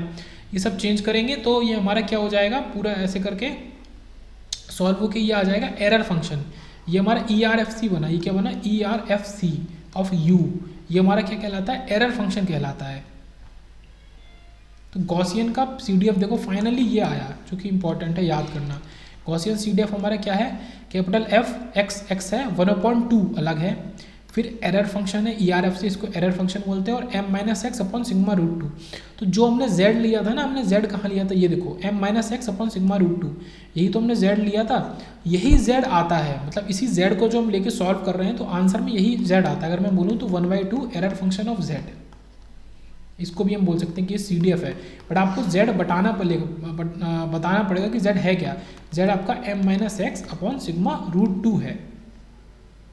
फिर हमने क्या पढ़ा, हमने यूनिफॉर्म डिस्ट्रीब्यूशन पढ़ा, हमने गॉसियन डिस्ट्रीब्यूशन पढ़ा। गॉसियन डिस्ट्रीब्यूशन की मैं एक बार जो इक्वेशन है वो फिर से दिखा देता हूँ, ये ठीक है। गॉसियन डिस्ट्रीब्यूशन आपका कहाँ गया, ये रहा। गॉसियन PDF जो है उसका प्रोबेबिलिटी डेंसिटी फंक्शन गॉसियन का, तो 1/σ√2π e⁻² तो ये हमारा है। अब नेक्स्ट आता है हमारा रेले डिस्ट्रीब्यूशन। तो रेले डिस्ट्रीब्यूशन क्या होता है कि Rayleigh distribution use for continuous random variable, it is produce from 2 Gaussian random variable. जब हम 2 गॉसियन रैंडम वेरिएबल को ले लेते हैं, ओके, तो हमारा रेले डिस्ट्रीब्यूशन बनता है। Let x and y be independent Gaussian random variables having mean value 0 and variance σ²। इसकी मीन वैल्यू मान लो 0 है, मतलब mx और my दोनों ही हमारा 0 है, और σx² हमारा σ² के इक्वल हमने यहाँ पे ले लिया। ओके, फिर ये हमने पोलर कन्वर्जन किया है कि r हमारा √x², अगर ये x वैल्यू है, ओके, ये y है, तो ये जो r हमारा बनता है ये पोलर फॉर्म है, तो ये हमारा √x² + y², और जो फाई एंगल बनेगा ये एंगल, ये हमारा tan 1y/x बनता है। तो तो ये तो अलग चीज़ हो गई। अब रेले प्रोबेबिलिटी डेंसिटी फंक्शन इसका कैसे डिफाइन करते हैं वो ज़रूरी है। तो ये एफ आर, इसमें कैपिटल आर अगर हम लगा रहे हैं, ठीक है, अभी तक एक्स के उसमें कर रहे थे, अब कैपिटल आर लगा रहे हैं, इसका मतलब ये बता रहा है कि रेले डिस्ट्रीब्यूशन फंक्शन है ये। तो r upon sigma square e raise to minus r square upon 2 sigma square. तो ये क्या है कि याद करने वाली बात है। बाकी क्या है कि इससे ज़्यादा कुछ नहीं होगा। एमसीक्यू में केवल वो 4 ऑप्शन देगा और चारों में फॉर्मूले लिखे होंगे कि रेले का आपको क्या बताना है, पीडीएफ बताना है, पीडीएफ, और 4 ऑप्शन होंगे और चारों में थोड़ा बहुत फॉर्मूले में चेंज होगा, तो आपको एक वहाँ पे सही बताना होगा उसमें से। ओके, तो ये हमारा आर अपॉन, ये क्या है, आर अपॉन सिग्मा स्क्वायर और e raise to minus r square upon 2 sigma square. ये कुछ इस तरीके का हमारा कर्व होता है, बाद में जाके 0 हो जाता है, यहाँ पे पूरा उठा होता है। थोड़ा सा ये यहाँ पे बोल सकते हैं कि ब्रॉड है एज कम्पेयर टू गॉसियन, और यहाँ पे फिर आके काफ़ी नैरो हो जाता है एज कम्पेयर टू गॉसियन। यहाँ पे एफ ऑफ आर, आर क्या होता है, आर लेस देन 0 के लिए ये 0 होता है, और ये जो डिफाइन किया है ऑब्वियस सी बात है, ये आर ग्रेटर देन 0 के लिए डिफाइन किया है। This means r has always positive value and never goes for negative value. तो हमारा रेले डिस्ट्रीब्यूशन कभी भी नेगेटिव वैल्यू के लिए नहीं जाता है। कुछ इंपॉर्टेंस बात है कि Rayleigh distribution is always use for modelling of statistics of signals transmitted through radio channels such as cellular radio. मतलब ये एक एप्लीकेशन बता रहा है कि सेलुलर रेडियो में जो हमारे रेडियो चैनल्स में जो सिग्नल होता है, ट्रांसमिटेड सिग्नल, तो उसका हम अगर मॉडलिंग करें तो हम रेले के थ्रू उसकी मॉडलिंग करते हैं। बस ये बता रहा है और कुछ भी नहीं। ओके, उसके बाद कोरिलेशन पढ़ते हैं, ठीक है, बीच में ये तो प्रूव करने का तो उसको छोड़ देते हैं। अब आते हैं कोरिलेशन। तो हमने 3 तरीके के डिस्ट्रीब्यूशन पढ़े, यूनिफॉर्म डिस्ट्रीब्यूशन, गॉसियन डिस्ट्रीब्यूशन और रेले डिस्ट्रीब्यूशन। अब आते हैं कोरिलेशन पे। कोरिलेशन हमारा, कोरिलेशन की बेसिक कॉन्सेप्ट कि कोरिलेशन क्या बताता है, sometime we have to determine the nature of degree of dependence between 2 entities. मतलब एक एंटिटी है वाई और एक एक्स, मतलब दोनों एक दूसरे पे कितना निर्भर है, कितना ज़्यादा निर्भर है, हमें ये कैसे पता चलेगा, तो वो कोरिलेशन से पता चलेगा। मतलब एक दूसरे पे दोनों कितनी निर्भर है, ये चीज़ हमें कौन बताता है, correlation. Such as smoking and a lung cancer. मतलब ये एग्जाम्पल दिया, अच्छा एग्जाम्पल है कि स्मोकिंग करोगे तो लंग कैंसर होगा। लंग कैंसर हुआ है क्योंकि स्मोकिंग करी थी, पर कितने हद तक डिपेंडेंट है एक दूसरे पे, मतलब हम कितना कह सकते हैं कि कितना परसेंट चांसेस है कि आप स्मोकिंग करते हो या कितनी ज़्यादा करते हो कि कितनी कम करते हो तो आपको लंग कैंसर होगा। तो ये कौन बताएगा, ये कोरिलेशन बताएगा। ओके, उसके बाद क्या आता है, for this let us consider random experiment with 2 outcomes that are described by the random variable x and y. 2 random variable से ये दोनों में अलग अलग डिफाइन होते हैं। Also we conduct various trials of this experiment and record values of x and y for each trial. हमने बहुत सारे ट्रायल किए और हर उसके लिए वैल्यू को रिकॉर्ड कर लिया। From this data it is quite possible to determine the nature of a dependence between x and y. तो इस डेटा से हमने एक बनाया, मतलब एक टेबल या कुछ बनाया चार्ट टाइप का, कि जिससे हमें पता चले कि एक्स और वाई एक दूसरे पे कितना डिपेंड कर रहे हैं। The covariance of our random variable x and y is one measure that is simple to compute and can provide useful information about the dependence between. ठीक है, तो यहाँ पे को रिलेशन तो हम पढ़ रहे हैं, पर उसके पहले सबसे पहले हमारे पास चीज़ क्या निकल के आई, को वेरियंस। मतलब दोनों का वेरियंस एक दूसरे पे कितना डिपेंड कर रहा है, जिसको हम शब्द बोलते हैं को वेरियंस। तो इसको डिफाइन कैसे करते हैं, सिग्मा एक्स वाई से। सिग्मा एक्स क्या होता है, वो हमारा केवल वेरियंस होता है, वो भी सिग्मा स्क्वायर एक्स हमारा वेरियंस होता है। तो देखो यहाँ पे इन्होंने कोवेरियंस डिफाइन किया, ये सिग्मा एक्स वाई से, कि एक्स माइनस एक्स बार और वाई माइनस वाई बार और फिर पूरे का बार। ठीक है, तो इसको ऐसे डिफाइन करते हैं। तो it may be noted that concept of covariance is a natural extension of the concept of variance which may be define under. तो ये हमारा वेरियंस इस तरीके से दिखा रहे हैं क्योंकि इसमें स्क्वायर आता है। तो कोवेरियंस हमारा अलग चीज़ है जब उसमें से हम स्क्वायर हटा देते हैं। तो स्क्वायर सिग्मा स्क्वायर एक्स की अगर बात करें तो एक्स माइनस एक्स बार और एक्स माइनस एक्स बार का होल बार, मतलब ये क्या कह सकते हैं कि एक्स माइनस एक्स बार का स्क्वायर का होल बार। तो ये आपका क्या है कि वो सिग्मा एक्स स्क्वायर है। अब ये इसका ये कहने का मतलब है कि आप इसको sigma x into sigma x भी करके लिख सकते हो। अब इसी को हमने क्या किया कि अगर एक को सिग्मा एक्स की जगह एक को हमने सिग्मा वाई बना दिया, तो ये हमारा क्या बन गया, ये हमारा कोवेरियंस बन गया, जो कि रिलेशन बताएगा एक्स और वाई के बीच में। ओके, तो this means that if x increases y increases and if x decreases y also decreases. एक दूसरे पे डिपेंड कर रहे हैं कि अगर एक्स बढ़ेगा तो वाई भी बढ़ेगा और वाई घटेगा, मतलब एक्स घटेगा तो वाई भी घटेगा। उसके बाद ये कुछ स्कैटर डायग्राम है, ठीक है, ये रिलेशन बताते हैं एक्स और वाई के बीच में, है ना। ये केवल एक्स और वाई के बीच में स्कैटर डायग्राम है। ये एक्स माइनस एक्स बार और वाई माइनस वाई बार के बीच में है, जिसकी मदद से हम कोवेरियंस निकाल सकते हैं। कोवेरियंस निकालने का पहला, फिर एक्स माइनस एक्स बार और जेड माइनस जेड बार कोवेरियंस निकालने का दूसरा एग्जाम्पल, और एक्स माइनस एक्स बार और डब्ल्यू माइनस डब्ल्यू बार। तो ये स्कैटर डायग्राम बता रहे हैं कि कितना एक दूसरे पे डिपेंड करते हैं, किस तरीके से डिपेंड करते हैं। जैसे कि ये ज़्यादा डिपेंड करता है, ये भी काफ़ी डिपेंड करता है, बट ये काफ़ी दूर दूर स्कैटर है एक्स और जेड। एक्स और जेड इतना डिपेंड नहीं करते। ओके,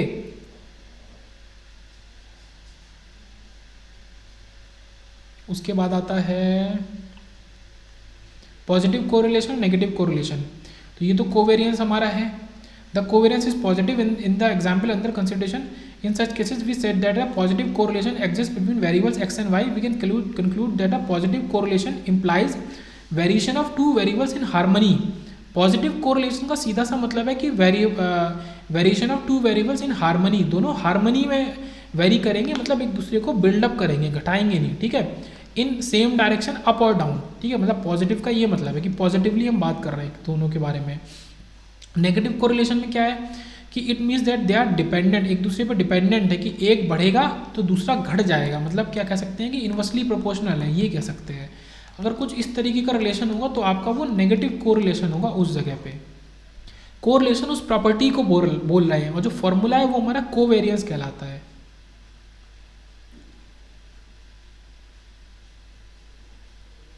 ठीक है, अब ये तो कोवेरियंस हमने पढ़ा। अब ये फॉर्मूला कोवेरियंस का था, ये एक्स और डब्ल्यू के बीच में हम रिलेशन देख रहे हैं। अब ये कितने तरीके का हो सकता है, पॉजिटिव हो सकता है, नेगेटिव हो सकता है, वो सब चीज़ें हैं। अगर ये सिग्मा एक्स डब्ल्यू हमारा जीरो हो गया, इफ़, इसका क्या मतलब है कि उल्टा हो गया, मतलब अनकोरिलेटेड हो गया। हमारे दोनों एक्स और डब्ल्यू जो रैंडम वेरिएबल है वो अनकोरिलेटेड है, एक दूसरे पर डिपेंड नहीं कर रहे। तो ये मतलब है कि अगर ये इसका ये जो कोवेरियंस है सिग्मा एक्स डब्ल्यू, अगर जीरो हो जाएगा तो दोनों हमारे रैंडम वेरिएबल एक्स और डब्ल्यू अनकोरिलेटेड हो जाएंगे। और ऐसा होगा कब, अगर हमारा एक्स इंटू वाई का बार एक्स बार वाई बार के इक्वल हो गया इफ़, तो ये हमारा सिग्मा एक्स वाई को जीरो कर देगा। ठीक है, अगर ये ऐसा हो गया तो ये हमारा सिग्मा एक्स वाई को जीरो कर देगा। एक्स वाई का होल बार और एक्स बार वाई बार अगर एक दूसरे के जीरो हो जाएंगे। उसके बाद बात आती है कि कोरिलेशन कोफिशिएंट, तो वो होता है हमारा ये रो एक्स वाई, ये कोरिलेशन कोफिशिएंट है। तो sigma x y is normalize by sigma x sigma y. तो ये जो कोरिलेशन कोफिशिएंट होता है, ये लिखा हुआ साफ साफ। तो कोरिलेशन कोफिशिएंट का फॉर्मूला है आपका सिग्मा एक्स वाई, मतलब पूरा आपका कोरिलेशन या कोवेरियंस, और इनका अलग अलग सिग्मा एक्स और सिग्मा वाई। तो इसको आप अगर इसको इससे डिवाइड कर देते हो तो ये आपको जो टर्म देता है वो आपका कोरिलेशन कोफिशिएंट होता है। उसके बाद therefore if x and y are uncorrelated, तो हमारा ये जो टर्म होगा वो होगा ही नहीं, मतलब कोई कोफिशिएंट ही नहीं होगा दोनों के बीच में, क्योंकि कोई कोरिलेशन ही नहीं है। तो ये टर्म वहाँ पे हमारा जीरो हो जाएगा। कब, अगर हमारा सिग्मा एक्स वाई भी जीरो है तो ये टर्म भी जीरो हो जाएगा। अब बात करते हैं इंडिपेंडेंस वर्सेस अनकोरिलेटेडनेस। एक चीज़ होती है इंडिपेंडेंस और एक चीज़ होती है अनकोरिलेटेडनेस। मतलब एक तो दोनों बिल्कुल इंडिपेंडेंट है एक दूसरे से, और अनकोरिलेटेड है, उसमें डिफरेंस क्या है। तो we know that for independent random variable हमारा ये क्या होना चाहिए, x y bar equal to x bar into x y bar and sigma x y zero के इक्वल होना चाहिए। Hence independent random variable are uncorrelated. तो हम ये तो कह सकते हैं कि जितने भी इंडिपेंडेंट रैंडम वेरिएबल है वो कभी भी कोरिलेटेड तो होंगे ही नहीं, तो अनकोरिलेटेड होंगे। पर हम क्या ये कह सकते हैं कि अनकोरिलेटेड सारे के सारे इंडिपेंडेंट होंगे? ऐसा नहीं है। The converse is not necessarily true, मतलब हमेशा ऐसा नहीं होगा। इसका क्या मतलब है कि एक हमारा इंडिपेंडेंस का वो है, ओके,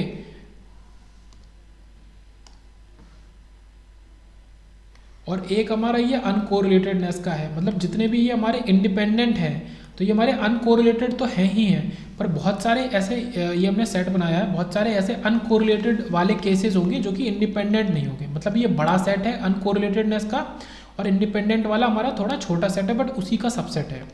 ओके, तो कन्वर्स इसका ट्रू नहीं है। मतलब सारे इंडिपेंडेंट जो रैंडम वेरिएबल के ग्रुप होंगे वो अनकोरिलेटेड तो होंगे, बट सारे अनकोरिलेटेड जो रैंडम वेरिएबल के ग्रुप होंगे जरूरी नहीं है कि वो सारे इंडिपेंडेंट ही हों। उसके बाद आता है कि mean square of the sum of uncorrelated variables. तो जो अनकोरिलेटेड वेरिएबल्स है उनका मीन स्क्वायर और सम की बात कर रहा है कि सिग्मा एक्स स्क्वायर की अगर बात करें तो सिग्मा जेड स्क्वायर, अगर z x प्लस वाई के इक्वल है तब सिग्मा, ठीक है, तो ये हमारा sigma x square plus sigma y square के इक्वल हो जाएगा सिग्मा जेड स्क्वायर, या फिर sigma x z square is x minus x bar plus y minus y bar का स्क्वायर और फिर पूरा बार। अच्छा, एक और अलग पॉइंट आता है नया कि इन्वर्टिंग एम्पलीफायर जो होता है ओपेम हमारा इन्वर्टिंग टाइप का, उसमें 180 डिग्री का फेज शिफ्ट होता है। ठीक है, एक बीच में ऐसी पॉइंट है उसको बोल दिया। तो ये सिग्मा जेड स्क्वायर वापस आते हैं, ये है, तो ये हमारा इस तरीके से है। तो इसका ये क्योंकि होल स्क्वायर था, है ना, ये यहाँ पे क्या था, होल स्क्वायर था इस जगह पे, ये आपको दिख रहा होगा होल स्क्वायर है। तो अब यहाँ क्या होगा कि ये भी स्क्वायर हो जाएगा, तो x माइनस एक्स बार का square y minus y bar का स्क्वायर प्लस 2 टाइम्स ये, तो ये हमको ब्रेक करके क्या दे देगा, sigma x square sigma y square plus 2 sigma x y. तो ये सिग्मा जेड स्क्वायर की बात हो रही है जब हमारा जेड एक्स प्लस वाई के इक्वल है अगर, तो फिर हम ये फॉर्मूले को वहाँ पे पुटअप करेंगे। ओके,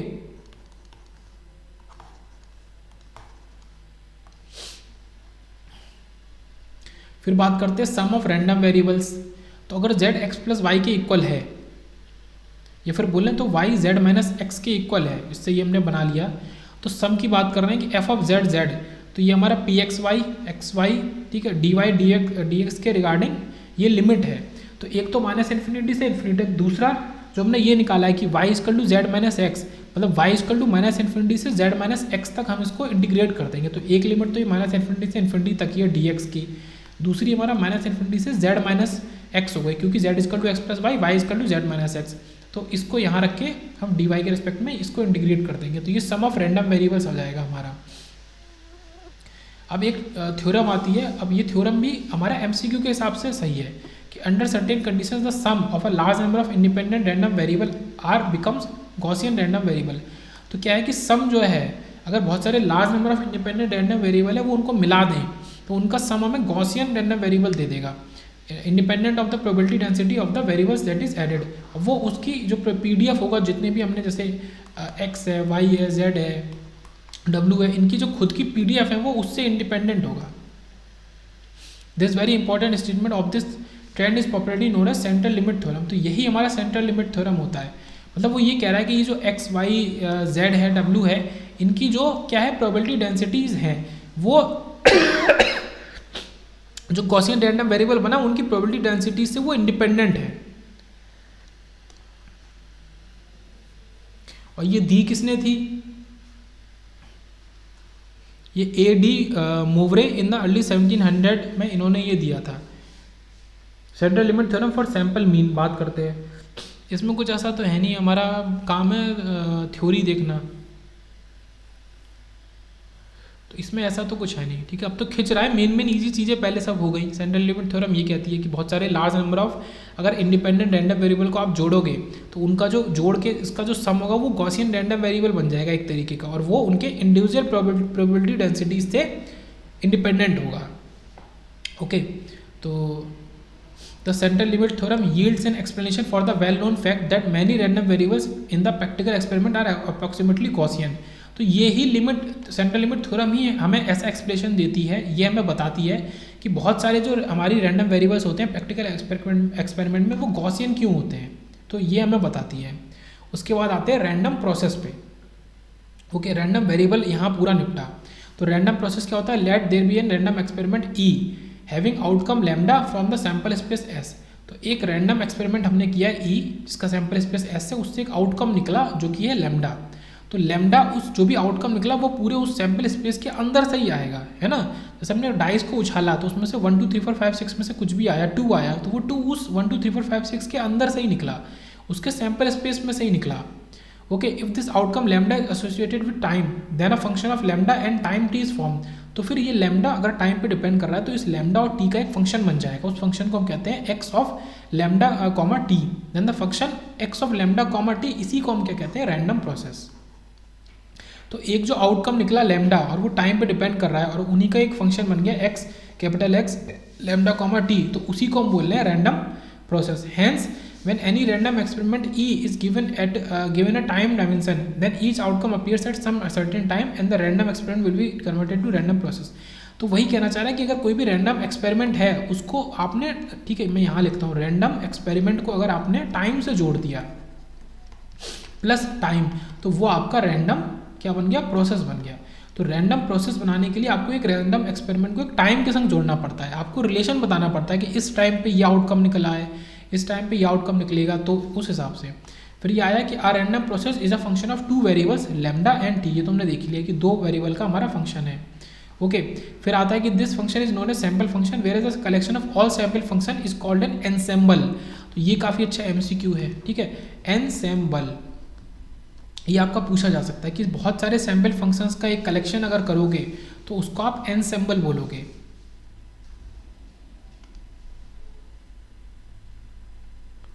उसके बाद यहाँ पे इन्हें कह रहे हैं कि एक एग्जांपल लेते हैं कि रैंडम वेरिएबल है क्या असल में, रैंडम प्रोसेस, कि late us consider set of voltage waveforms generated by thermal electron motion. जो इलेक्ट्रॉन थर्मली एजिटेड इलेक्ट्रॉन है, मतलब ऐसे बॉक्स के अंदर ऐसे मूव इधर उधर कर रहे हैं, तो उनकी वजह से बहुत सारी वोल्टेज वेवफॉर्म बनेंगी, बहुत सारा सेट मतलब कलेक्शन ऑफ बहुत सारी वोल्टेज वेवफॉर्म का in a large number of identical resistor, तो अलग अलग आइडेंटिकल रजिस्टर में, तो वो कलेक्शन को हमारा रैंडम प्रोसेस हम बोल रहे हैं। तो जैसे पहला है कि thermal noise generated by register number 1, वो कुछ इस तरीके से हमारा नॉइज जनरेट हो रहा है। दूसरा नंबर 2 हमारा इस तरीके से नॉइज जनरेट कर रहा है ये। फिर हमारा नंबर 3 वो इस तरीके से नॉइज जनरेट कर रहा है। तो ये क्या हो गया हमारा x v कॉमा टी, मतलब ये एक रैंडम वेरिएबल x है, ये हमारा वही लैम्डा जो हम lambda x of lambda comma T लिख रहे थे ना, ये वही चीज़ है कि v कॉमा t1 इस टाइम पे। तो values of random variable sample at t equal to t1, तो इस जगह जो वैल्यूज मिलेंगी, ओके, तो ये रैंडम प्रोसेस को हमारा बता रही होंगी। और ऐसे ही at t equal to t2 पे जब हमने यहाँ पे टाइम को डाल दिया कि इस टाइम पे हमारा क्या वैल्यूज मिल रही है, तो यहाँ पे हम रैंडम प्रोसेस का कॉन्सेप्ट बीच में ले आए। अब बात करते हैं एनसेम्बल एंड टाइम एवरेजेस की। तो random processes can't be completely specified with the help of PDF। तो रैंडम अभी तक रैंडम वेरिएबल पढ़ रहे थे, उसमें सारा काम हमारा PDF से चल जा रहा था, प्रोबेबिलिटी डेंसिटी फंक्शन से चल जा रहा था, पर रैंडम प्रोसेस को हम पूरी तरीके से इनसे स्पेसिफाई नहीं कर सकते। Generally ensemble and time statistics are used to specify the random processes. तो यहाँ पे हमें एनसेम्बल्स की जरूरत पड़ती है और टाइम स्टैटिस्टिक्स की जरूरत पड़ती है। Most generally statistical average such as mean, auto correlation function, ठीक है, r tau t1 t2 are use to. यहाँ पे दो चीज़ें यूज हो रही हैं, क्या क्या, mean and auto correlation function, ये हमारे यूज हो रहे हैं to describe the random process, ठीक है। तो यहाँ पे देखो रैंडम वेरिएबल में क्या यूज होता था ज़्यादातर, CDF PDF, यहाँ पे हमारा मीन और ऑटो कोरिलेशन फंक्शन यूज होगा।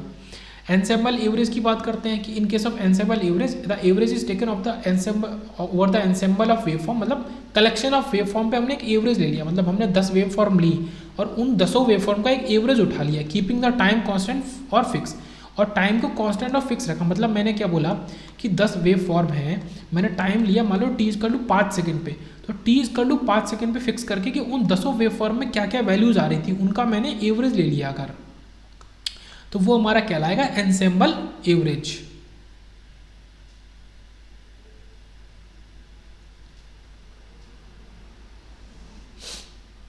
ओके, उसके बाद आता है हमारा कि एनसेम्बल मीन वैल्यू। यहाँ पे भी देखो मीन वैल्यू का वही formula mx is x into f x D x, तो ये हमारा मीन वैल्यू का फॉर्मूला। बट यहाँ पे जो इस एफ एक्स है, ये PDF, ये x कॉमा टी है, यहाँ पे दो वेरिएबल पे डिपेंड कर रहा है एनसेम्बल मीन वैल्यू, ठीक है। ये mx ये अब t का एक फंक्शन हो गया, वहाँ पे केवल mx होता था, ओके, और ये कैपिटल X लिख सकते थे, यहाँ पे ये t का फंक्शन हो गया है। फिर आता है कि next ensemble average is the auto correlation function which may be express as, तो जो अगला एनसेम्बल एवरेज है वो हमारा ऑटो कोरिलेशन फंक्शन है, आर टाउ t1 t2, जिसको हम ऐसे डिनोट करते हैं expected value of x v t1 into x v t2, या फिर expected value of x of t1 into t2। तो ये हमने क्या किया कि डबल इंटीग्रेशन किया है, x1 x2 fx1 fx2 of x1 x2 of it with respect to dx और dx1 और dx2, ये हमारा ऑटो कोरिलेशन फंक्शन है। तो this auto correlation function gives the information about frequency content of the process. तो जो random process है उसका फ्रीक्वेंसी कंटेंट के बारे में हमें कौन बता रहा है, ऑटो कोरिलेशन फंक्शन बता रहा है। फिर आता है टाइम एवरेज। अब दो तरीके का एवरेज आ रहा है, एक तो क्या आया था ऊपर हमारा एनसेम्बल एवरेज आया था, और ये कैसा है हमारा, ये टाइम एवरेज है। तो when statistical averages are taken along a time, तो वो उन्हें हम टाइम एवरेज कहते हैं। जैसे कि टाइम मीन वैल्यू की अगर निकालें तो उसको हम इस तरीके से डिनोट कर रहे हैं, कैसे डिनोट कर रहे हैं, mx लिख रहे हैं और इसको ये इसमें बंद कर दे रहे हैं, तो ये टाइम मीन वैल्यू है। तो इसको जब इंटीग्रेट करेंगे तो हम इस लिमिट में इंटीग्रेट करेंगे माइनस t2 से t2, मतलब एक टाइम पीरियड में, ठीक है, इन वन टाइम पीरियड में लिमिट करेंगे, इन वन टाइम पीरियड। तो limit t tends to infinity 1/t और माइनस t/2 से t/2 तक। उसके बाद आता है कि auto correlation function may be express using time averaging, और ऑटो कोरिलेशन फंक्शन को फिर से टाइम एवरेजिंग की मदद से भी शो कर सकते हैं, जैसे कि आर टाउ ऑफ ये हमारा एप्सिलॉन और limit t tends to infinity, same वही सब कुछ वही, पर यहाँ पे हमारे दो फंक्शन आ जाएंगे, एक तो xt है और एक xt प्लस टाउ है। ये कुछ कैसा कैसा लग रहा है आपका जो आप कन्वोल्यूशन करते थे, ठीक है। सिग्नल में भी इसे पढ़ते हैं, सिग्नल में ऑटो कोरिलेशन और ये सब पढ़ते हैं। उसके बताया क्लासिफिकेशन ऑफ रैंडम प्रोसेस, तो ये रैंडम प्रोसेस पढ़ा, उसके अंदर हमने time averages, ensemble averages, auto correlation, ये सब कुछ पढ़ा। अब हम पढ़ते हैं classification of random process. Random process हमारे कितने तरीके के होते हैं, तो जैसे पहला स्टेशनरी या नॉन स्टेशनरी जो क्लासिफिकेशन है कि या तो स्टेशनरी रैंडम प्रोसेस होगा या फिर नॉन स्टेशनरी होगा। तो इसमें क्या कह रहा है कि the ensemble mean is independent of time, जो एनसेम्बल का मीन है वो टाइम पे इंडिपेंडेंट है। अब यहाँ पे देखो मेन समझने वाली बात है कि स्टेशनरी से कहना क्या चाह रहा है कि the random process xt is called stationary if its statistics are not affected by any shift in time. अगर वो टाइम से इंडिपेंडेंट है इन द टाइम ओरिजिन तो हम कह सकते हैं कि वो स्टेशनरी टाइप का रैंडम प्रोसेस है। Okay, we may define stationary process in terms of ensemble averages, तो इनको हम एनसेम्बल एवरेजेस के टर्म्स में डिफाइन करेंगे। तो हमने ऊपर दो तरीके के एवरेज पढ़े थे, एनसेम्बल एवरेज और टाइम एवरेज, ठीक है, एनसेम्बल एवरेज और टाइम। तो एनसेम्बल एवरेज की मदद से जो हम डिफाइन करेंगे वो हमारा स्टेशनरी रैंडम प्रोसेस होगा, और जो टाइम एवरेज की मदद से करेंगे वो आपका नॉन स्टेशनरी रैंडम प्रोसेस होगा। तो यही बात बोलिए, the auto correlation function r tau t1, t2 depends only upon the time difference, मतलब वो टाइम की इंडिविजुअल वैल्यू पे डिपेंड नहीं कर रहा है, केवल टाइम के डिफरेंस पे डिपेंड कर रहा है। अब हमारा auto correlation function for an हमारा स्टेशनरी प्रोसेस। अब स्टेशनरी प्रोसेस भी हमारा अलग अलग तरीके का होता है, वायर्ड सेन स्टेशनरी प्रोसेस, तो ये इसको हम वीकली स्टेशनरी प्रोसेस भी कहते हैं, जो कि वायर्ड सेन स्टेशनरी प्रोसेस है। The process may not be stationary in strict sense, मतलब ये बोल रहा है कि मोटे मोटे सेंस में ये स्टेशनरी है, बट ये नॉर्मली स्टेशनरी प्रोसेस नहीं है, ठीक है। स्ट्रिक्ट सेंस में अगर बोला जाए तो ये स्टेशनरी नहीं है। Still the mean and auto correlation functions are independent of shift of time origin. हमारा यहाँ पे फिर भी हमारा टाइम ओरिजिन पे मतलब जो शिफ्ट ऑफ टाइम ओरिजिन है उससे इंडिपेंडेंट है, लेकिन फिर भी स्ट्रिक्ट सेंस में ये स्टेशनरी नहीं है, तभी इसको हमने वीकली स्टेशनरी टाइम नाम दिया है।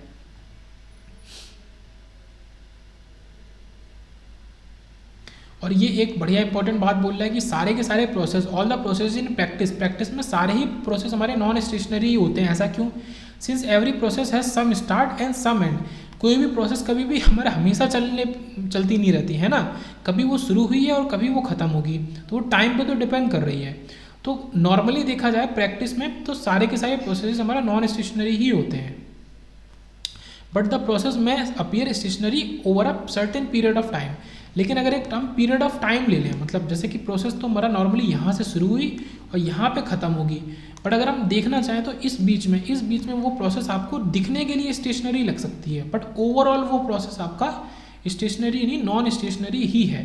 तो then this will be the wide sense stationary process, ठीक है। तो अगर वो यही प्रोसेस आपको सर्टेन टाइम पीरियड के लिए स्टेशनरी दिखे तो ये वाइड सेंस स्टेशनरी प्रोसेस है। फिर मैं बोलता हूँ कि अगर इतने ये जो टाइम पीरियड है छोटा सा, इसके लिए ये आपको स्टेशनरी दिखे तो ये आपका वाइड सेंस है। दूसरा आता है ergodic, okay, ergodic process. A random process is known as ergodic process if the time averages are equal to ensemble averages. तो ये काफ़ी अच्छा एक्सप्लेनेशन है कि अगर हमारा टाइम एवरेज जो है वो हमारा एनसेम्बल एवरेज के इक्वल है तो वो प्रोसेस हमारा अर्गोडिक प्रोसेस होगा, उसका डेफिनेशन।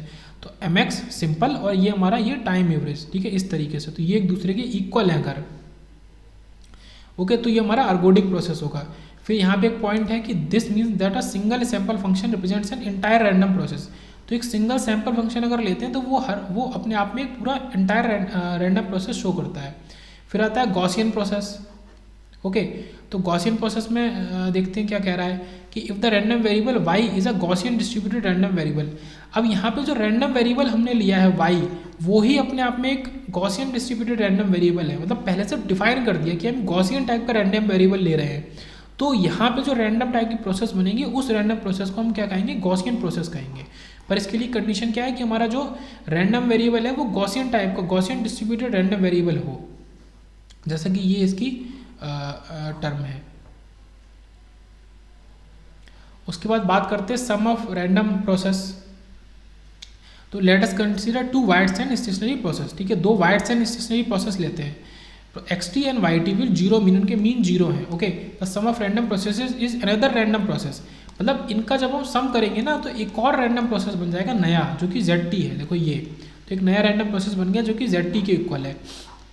आर जेड टाउ ये इसका ऑटो कोरिलेशन फंक्शन है, तो इसको इस तरीके से डिफाइन करते हैं। फिर आर जेड टाउ हमारा आर एक्स टाउ, फिर आर वाई टाउ, इनके सम और जब एक साथ ये ले रहे हैं आर एक्स वाई टाउ और वाई एक्स टाउ, तो इनके इक्वल ले रहे हैं, तो ये हमारा आर जेड टाउ निकल के आ रहा है। और यहाँ पे एस ये पीएसडी है, पावर स्पेक्ट्रल डेंसिटी।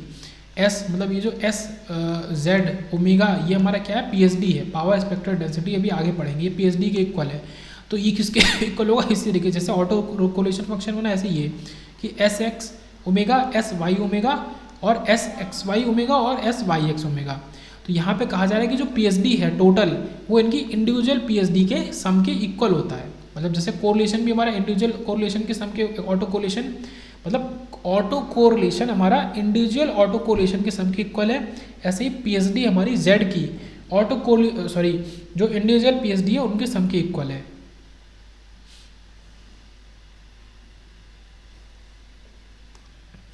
और देख लेते कुछ बहुत जरूरी पॉइंट देखेंगे। The auto correlation function of a WSS random process has maximum magnitude at zero time lag. तो इसका magnitude at tau equal to zero पे मैक्सिमम होगा। तो ये जो मैग्नीट्यूड है आर एक्स टाउ का, ऑटो कोरिलेशन फंक्शन का magnitude of r x tau maximum कब है, आर एक्स जीरो पे। ओके, मैक्सिमम वैल्यू है इस जगह टाउ इक्वल टू जीरो पे, ये याद रखेंगे मैक्सिमम वैल्यू। और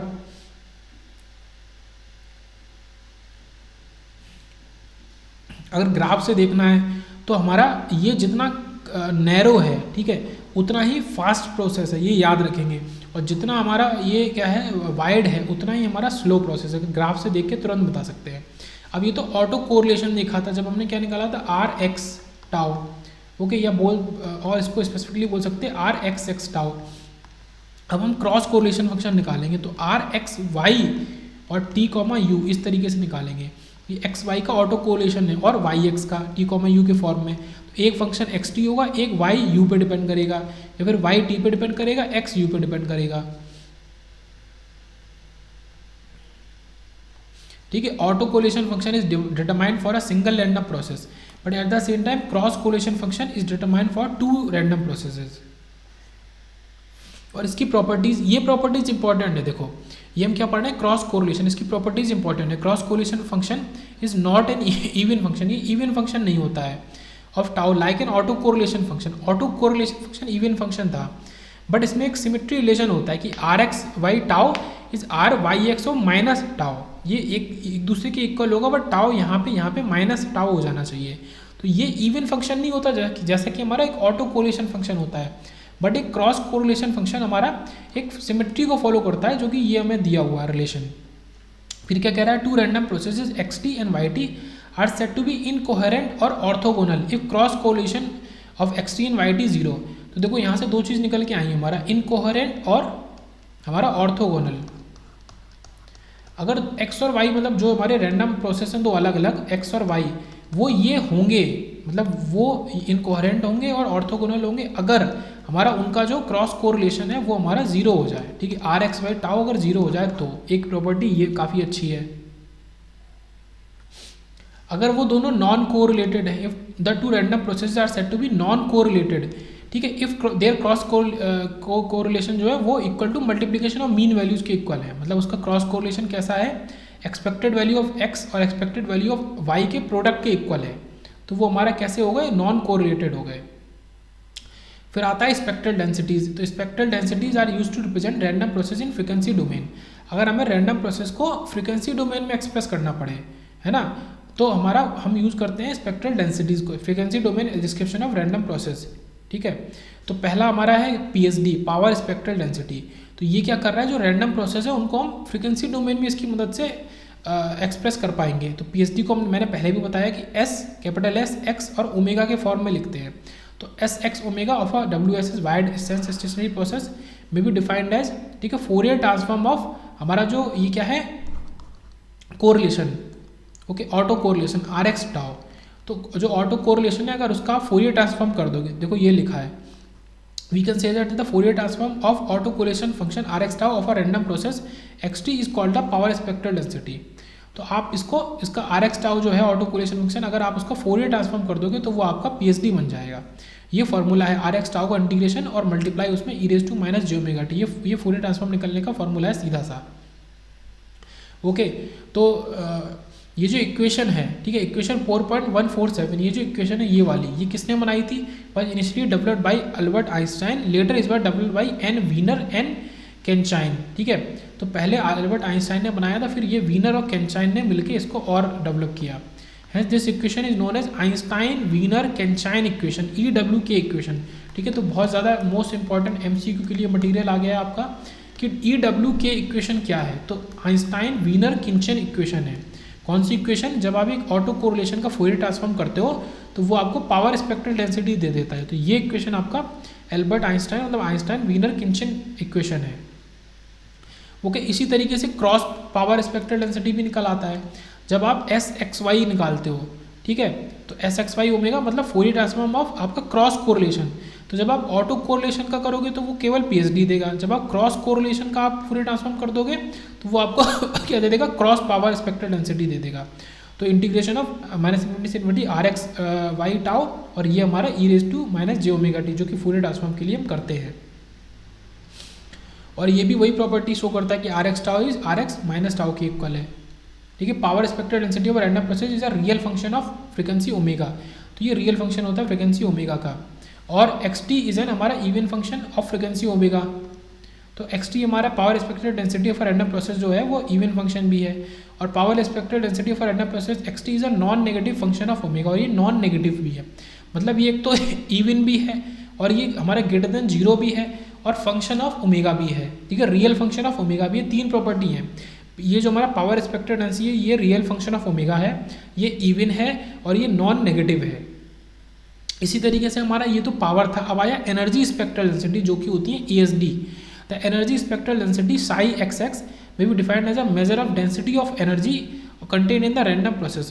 तो हमारी कितनी एनर्जी हमारी मतलब फैली हुई है एक रैंडम प्रोसेस में, उसका मेजरमेंट हमें कौन बताता है? ESD बताता है, एनर्जी स्पेक्ट्रल डेंसिटी। तो XT in joules per hertz, इसकी यूनिट क्या होती है ESD की? हमारा जूल्स पर हर्ट्ज। ओके, तो ये हमारा टोटल एनर्जी कैसे दिखाएगा? 1/2 पाई, और ये जो ESD है psi x ओमेगा और d ओमेगा, इसका इंटीग्रेशन ESD का अगर आप इंटीग्रेशन कर देते हैं और 1/2 पाई बाहर लगा देते हैं तो ये आपको टोटल एनर्जी दे देता है। ओके, तो ये हमारा ESD और PSD यहाँ पे खत्म हुआ, लगभग यहाँ पे ये हमारा मेन चीज़ सब खत्म हो गई, ठीक है। तो रैंडम वेरिएबल रैंडम प्रोसेस पूरा खत्म होता है। नेक्स्ट हम आगे दिखेंगे इंफॉर्मेशन थ्योरी एंड कोडिंग।